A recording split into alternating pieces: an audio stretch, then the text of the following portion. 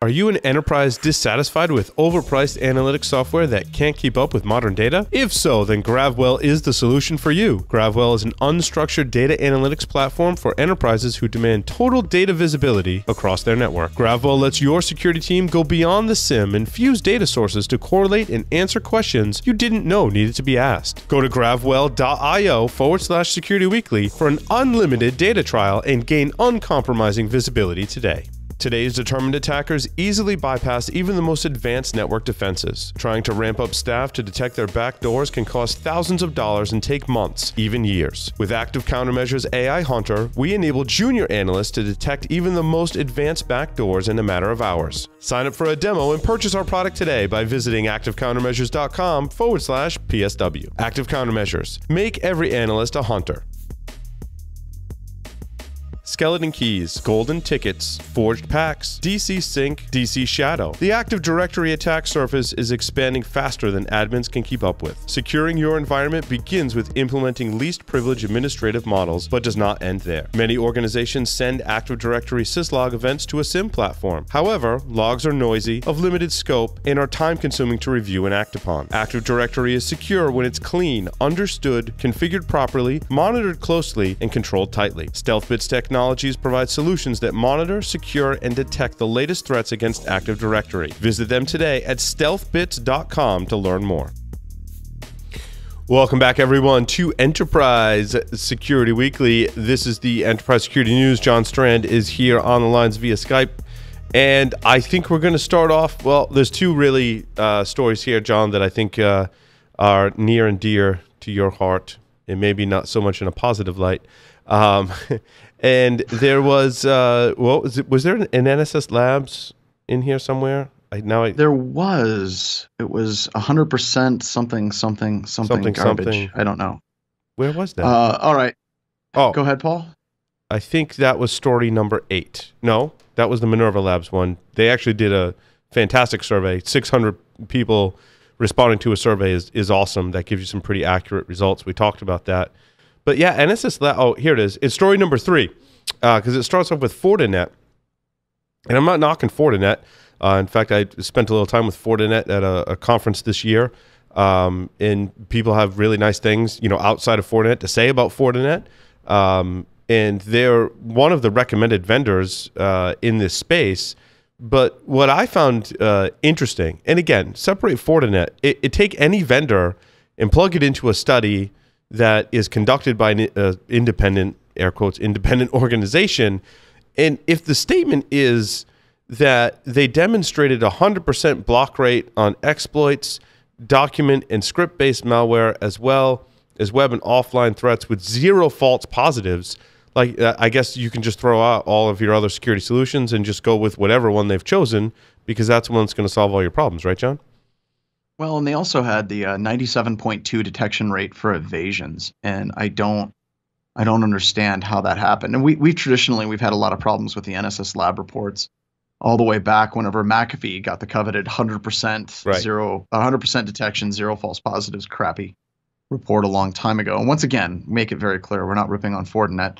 I'm not exactly sure, but I think we actually have their software here at BHIS. But the point of this entire thing boils down to exactly what you said. Whenever you have anybody in any type of document that says 100% block rate, 0 false positives, then just stop reading right there. Throw the entire thing away. And once again, this is the opinion of John Strand. This is not necessarily the opinion of Enterprise Security Weekly or the Security Weekly family. But I'll just go full tilt. This is complete garbage. And what sucks about this is, from my perspective, I'm going to have to deal with this crap report for the next 6 months. I'll be talking to executives, and they're going to say, we're going to rip out Symantec, Sophos, McAfee, Carbon Black, whatever, and we're going to put in Fortinet because we have this report from NSS Labs that says it's 100% effective with 0 false positives.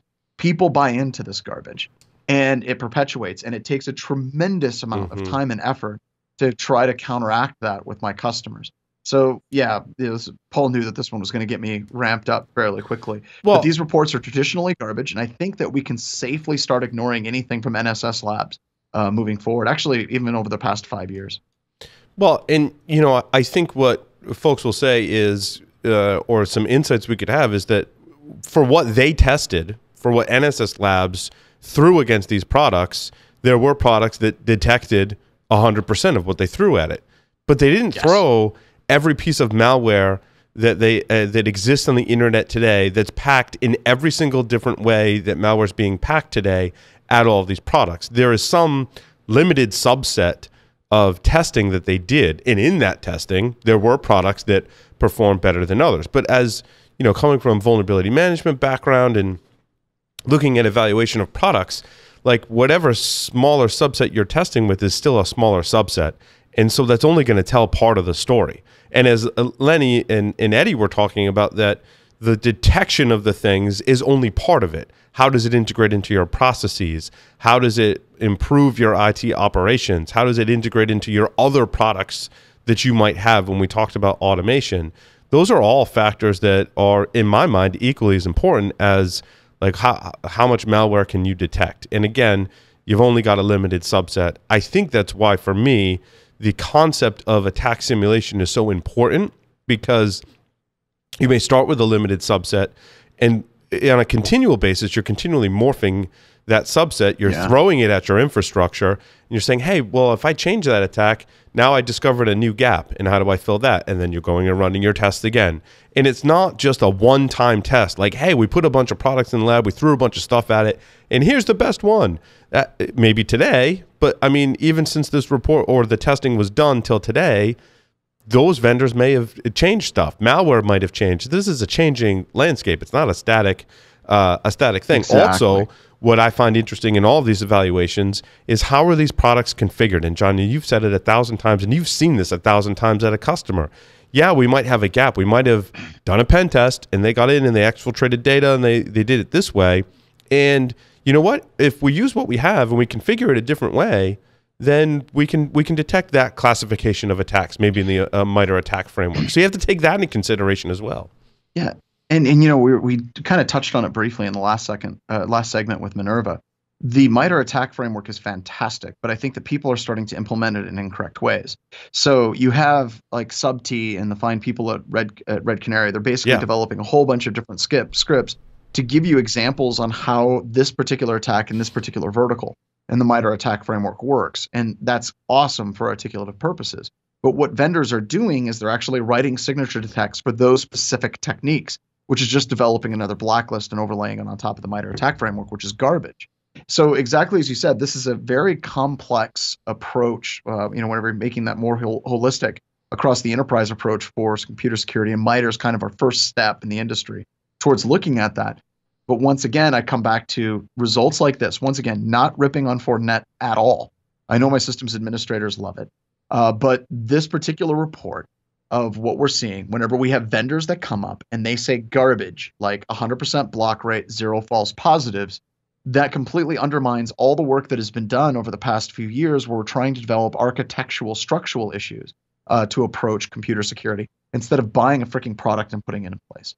We also have problems with the reports because in previous years, remember CrowdStrike, the one, if you read CrowdStrike, I do not agree with CrowdStrike trying to stop the report from going public, but it opened up kind of a lens into, it was very clear that some vendors, when they're working with NSS Labs, had the opportunity to come and tweak their product to better be represented. And we don't have that visibility into this report. And I think that that's problematic. I agree. We also had an article about threat intelligence and how it can help you tackle your top 5 security operation challenges by using threat intelligence. And some of those challenges were alert overhead, false positive, gaps in defenses, knowledge transfer, and chaotic environments. And there's a Security Week article that outlines those 5 things, as well as it looks like a SANS report that Threat Quotient. From Threat Quotient, pulled by SANS. So they probably did a survey with SANS, which is cool, and then did a report with them, and that report is available for you to consume. It's actually written by Dave Shackelford. And so, John, what's your assessment of all this data? I haven't looked at it as closely as I should have, to be honest. Well, I think that we just did a webcast on this a while ago, and we were talking about threat intelligence.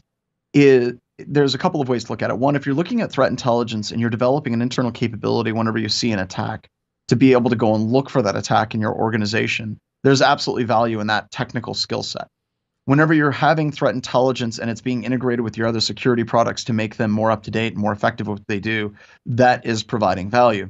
If you're Correct. getting threat intelligence feeds and you're basically looking at those threat intelligence feeds and the atomic indicators of compromise, and then you're going to go and try and look at that in your environment and try to find it, that's garbage. It's complete and utter trash. And this is my opinion, by the way, and this might be something that Shaq and I would disagree with, and this would be an awesome kind of breakdown to talk about it on the show. But the reason why I think it's problematic is if you receive an indicator of compromise from a threat intelligence feed and you write a signature and you're able to detect that in your organization, first and foremost, you're awesome. The fact that you could do that shows amazing skills in your abilities as far as what you do, and you are an amazing analyst, and nothing but mad respect from me personally. However, I think it speaks less to the technical skills for the analyst, and I think it speaks more to the failing of your vendors if that particular attack makes it through.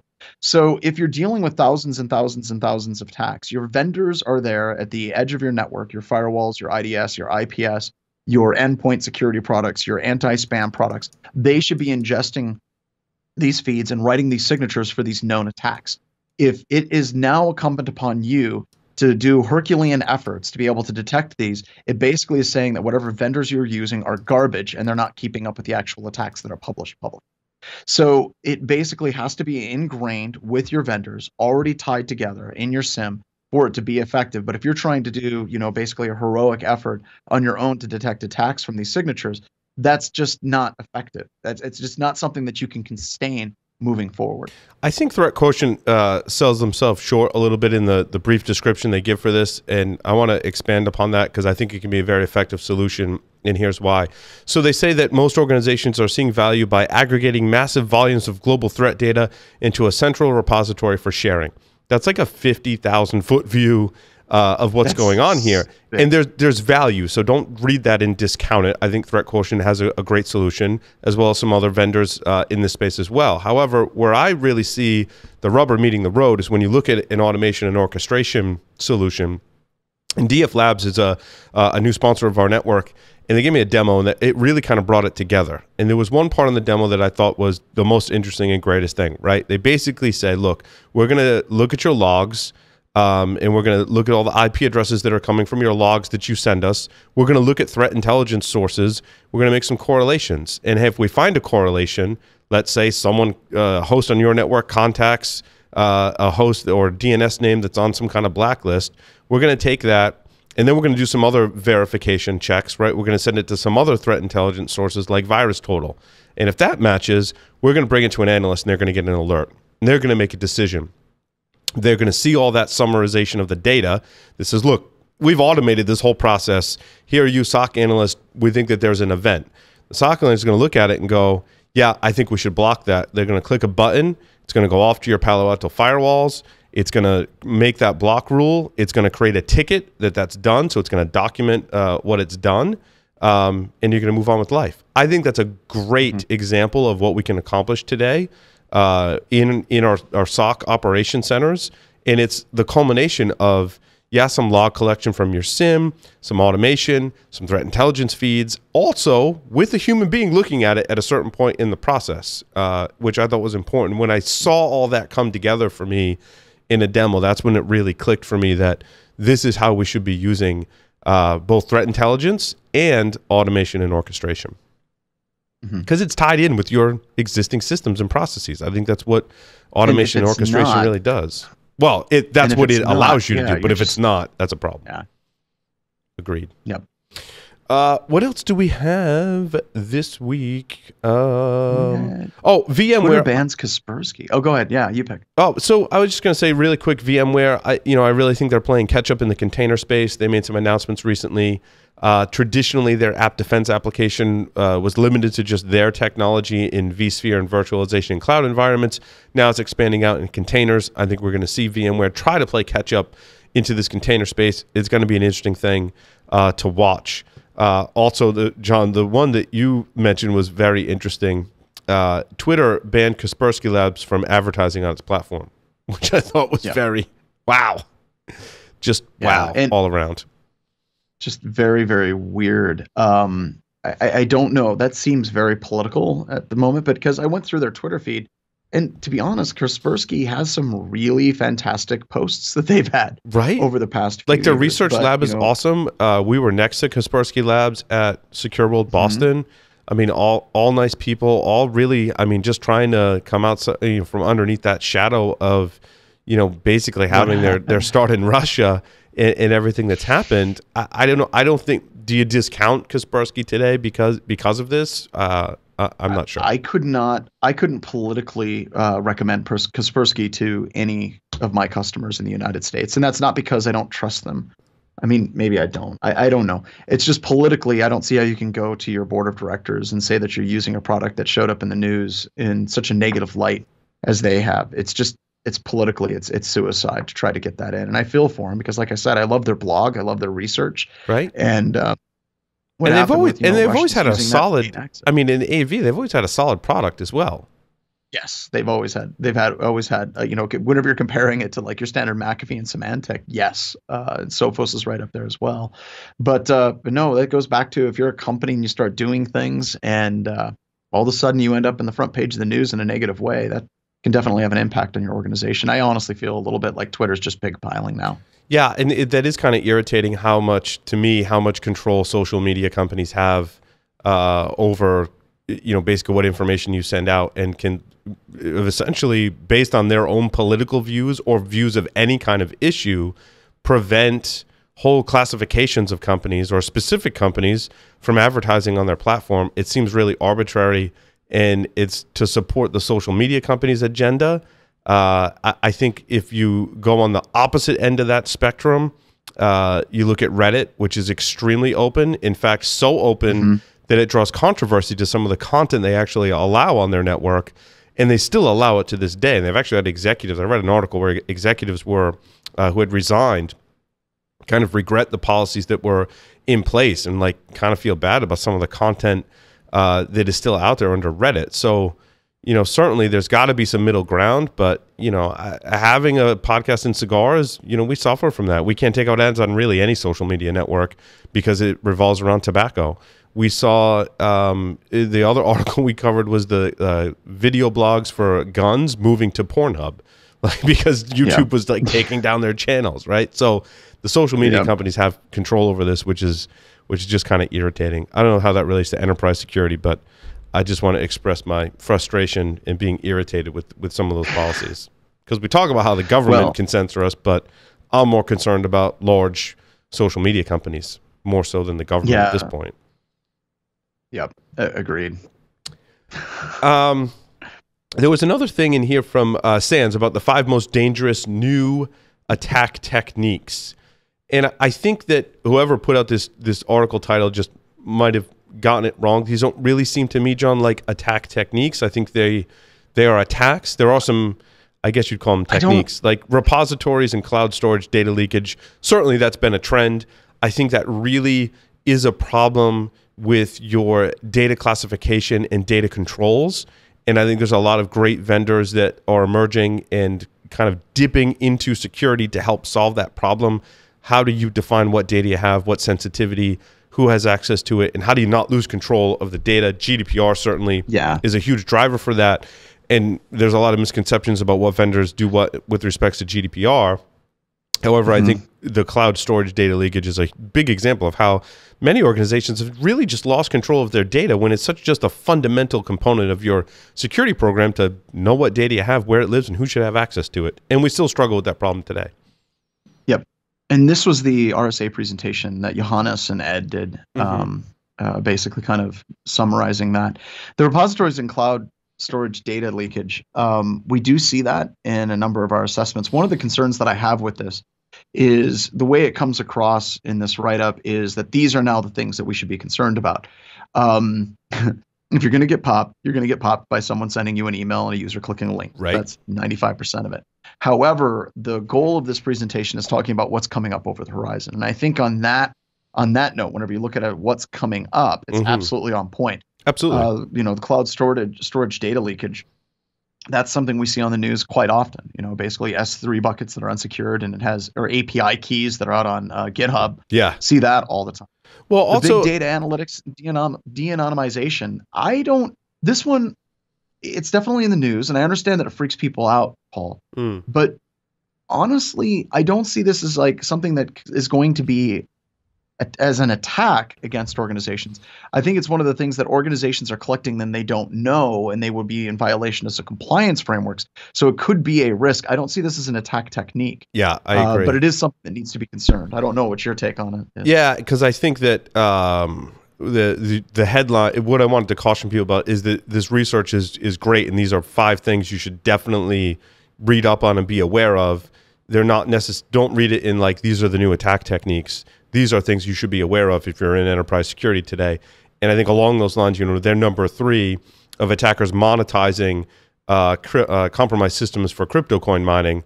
That's not a technique. That's a result of them using some kind of technique, getting a foothold in the system. And what they do with it is they're using it for crypto mining. So their motivation has changed. Shifted. And that's important to note when you're looking at your enterprise security architecture, is that and I think this has always been something to consider.